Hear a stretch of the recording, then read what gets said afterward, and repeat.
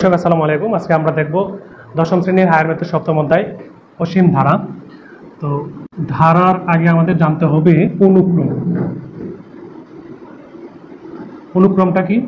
অনুক্রম হচ্ছে একাধিক সংখ্যার মধ্যে পরপর সংখ্যাগুলোর মধ্যে কি সম্পর্ক আছে সেই সম্পর্ক নির্ণয় করা, অথবা কোনো একটা সংখ্যার সাথে তার পূর্ববর্তী এবং পরবর্তী সংখ্যার কি সম্পর্ক আছে বা কি সম্পর্ক নিয়ে আছে সেই সম্পর্ক নির্ণয় করাই হচ্ছে অনুক্রম।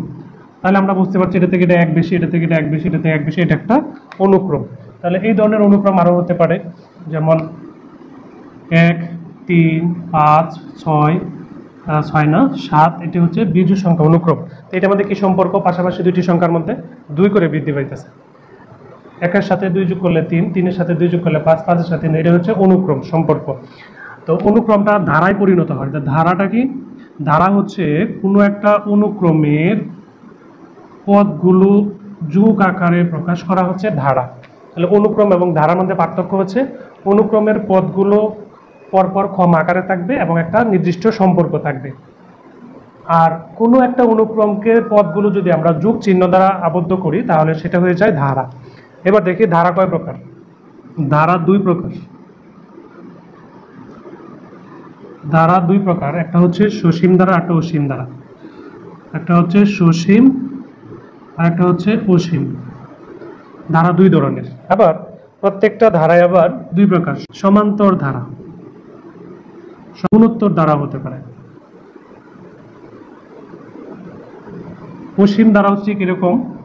সমান্তর ধারা হতে পারে, গুণোত্তর ধারা হতে পারে। এই হচ্ছে ধারার প্রকারভেদ। প্রথমে আমরা বললাম অনুক্রম। ধারার প্রকার, ধারা 2 প্রকার, একটা সসীম আর একটা হচ্ছে অসীম। সসীম ধারা আবার 2 প্রকার, অসীম ধারাও আবার 2 প্রকার। 2 প্রকার কি কি হতে পারে? সমান্তর ধারা হতে পারে, গুণোত্তর ধারা হতে পারে। এখন আমরা সমান্তর ধারার জেনারেল ম্যাথে আলোচনা করব, এবার আমরা গুণোত্তর ধারাটা আলোচনা করব। তাহলে অসীম গুণোত্তর ধারা বা সসীম গুণোত্তর ধারা। গুণোত্তর ধারা দুইটি সংখ্যার মধ্যে যদি সাধারণ অনুপাত সমান হয় তাহলে সেটা গুণোত্তর ধারা বলে। যেমন 2, 2 দুগুণে 4, 4 দুগুণে 8, 8 দুগুণে 16, 16 দুগুণে 32। তাহলে এইখানে যে ধারাগুলো আছে পরপর ধারাকে 2 গুণ 2, 2 দুগুণে 4, 4 দুগুণে 8, 8 দুগুণে 16, অর্থাৎ পরপর দুইটি পদের মধ্যে আমরা দ্বিগুণ করে বৃদ্ধি পাচ্ছে। দেখো তোমার পড়াশোনা, দেখো ধারা গুণোত্তর ধারা পড়তেছে। গুণোত্তর ধারা হচ্ছে কি পরপর দুইটি পদের মধ্যে অনুপাত করলে 2 হবে। দেখো 4-কে 2 দ্বারা ভাগ করলে কত হয়? 2। 8-কে 4 দ্বারা ভাগ করলে 2, 16-কে 8 দ্বারা ভাগ করলে 2, 32-কে 8 দ্বারা ভাগ করলেও 2। তাহলে পরপর দুইটি সংখ্যার অনুপাত যদি কি হয় আমাদের একই হয়। দুইটি সংখ্যা যদি অনুপাত করি আর এই অনুপাত যদি কি হয় একই হয় সবসময়, তাহলে এটা গুণোত্তর ধারা বলে। তো আমরা গুণোত্তর ধারার দুইটা সূত্র আছে, তম পদের সূত্র। হ্যাঁ, এনতম পদ লিখবো জাস্ট। হ্যাঁ, এনতম পদ সমান a plus r to the power n minus 1। এটা একটা লেখো নাফিস। যে এই ধারাটারে একটা উদাহরণ দিই। এই ধারাটারে কি যদি আমাদের বলে যে 1, 2, 3, 4, 5, সাততম পদ কত? সপ্তম পদ সমান a r to the power n minus 1। এখানে a হচ্ছে প্রথম পদ। নাফিস লেখো প্রথম পদ a ইজ ইকুয়াল টু 2, সাধারণ অনুপাত। সাধারণ অনুপাত r ইজ ইকুয়াল টু 4/2 সমান 2। তাহলে r এর মান হচ্ছে 2। তাহলে সপ্তম পদ বেরিয়ে যাবো। এর মান হচ্ছে 2, r এর মান হচ্ছে 2, তারপরে n এর মান কি বেরিয়েছে? n সমান 7। তাহলে 7 মাইনাস 1। ইংলিশ বাংলা মিলাই দিতেছে। আচ্ছা, তাহলে 2 গুণন 2 এর উপরে পাওয়ার হলো 6। আগে পাওয়ারের কাজ করতে হবে। তাহলে 2 এর উপরে পাওয়ার 6 দিলে কত হয়? তোমার 64।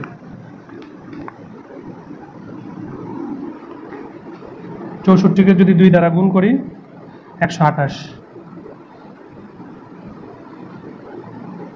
এই হচ্ছে আমাদের সপ্তম পদ। যদি বের করতে চাই তাহলে এবার সূত্র বানাবো। সপ্তম পদ হচ্ছে 128 নম্বর পদ। তাহলে আমরা নতুন আরেকটা ধারা নিলাম। ধারাটার প্রথম পদ হচ্ছে 64, দ্বিতীয় পদ হচ্ছে 32, তারপরেরটা হচ্ছে 16। তো এইভাবে আমাকে বলছে যে দশম পদ কত। এখন তোমাকে প্রথমে জানতে হবে এটা কোন ধরনের ধারা, সমান্তর ধারা না গুণোত্তর ধারা। আমরা যেহেতু গুণোত্তর ধারা করতেছি গুণোত্তরই হবে। তবে এটা বের করবো কিভাবে? আমরা গুণোত্তর ধারা কিনা এটা জানার জন্য আমরা প্রথমে দেখব সাধারণ অনুপাত কত। সাধারণ অনুপাত। সাধারণ অনুপাতে 8 দ্বারা প্রকাশ করা হয়। সাধারণ অনুপাতের নিয়মটা কি? দ্বিতীয় পদ ভাগ প্রথম পদ, দ্বিতীয় পদ ভাগ প্রথম পদ। তাহলে দ্বিতীয় পদ কত আমাদের? 32 বসালাম, 32 প্রথম পদ এটা। তাহলে 32 একে 32, 32 দুগুণে 64, হ্যাঁ 32 যদি আমরা 64 বার 2 হয়, তাহলে উপরে হলো 1, নিচে হলো 2। সাধারণ অনুপাত পেলাম 1/2। এবার এটাও যদি ভাগ করি, দেখো তৃতীয় পদ 16, এই যে দুইটার মধ্যে দ্বিতীয় পদ 16, প্রথম পদ হচ্ছে 32, তাহলে এখানেও 1/2 আসবে।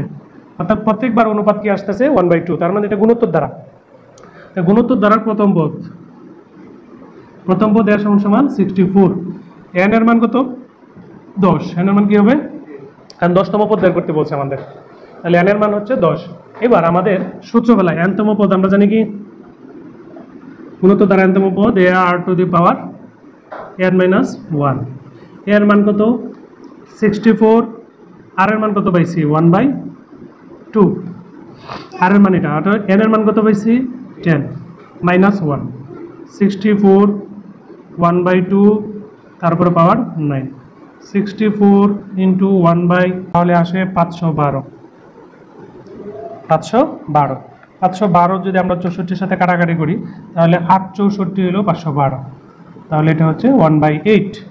আর 10তম পদ, সুতরাং আমরা এখানে লিখি 10তম পদ, যেহেতু আমরা এখানে 10 বসিয়ে n এর মান 10 বসাইছি। 10তম পদ হচ্ছে এটা।